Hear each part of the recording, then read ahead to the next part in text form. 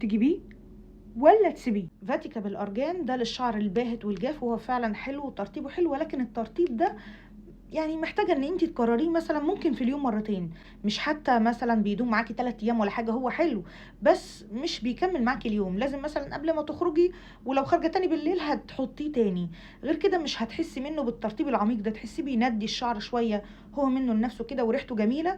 لكن بصراحه حلو، بيدي لمعه حلوه وترطيبه كويس، سعره في المعقول. لو انت مزنوقه قوي يعني مش معاكي اي فلوس تجيبي حاجه، خلاص خليكي في ده احسن، مثلا من منك، احسن من الكريمات اللي هي بتبقى في علب زي كده. هو احلى واحد فيهم. جربت منه كمان اللي بالحبه السودا، كنت بحب ريحته جدا، وكان بيديني برضه ترطيب كنت بحبه.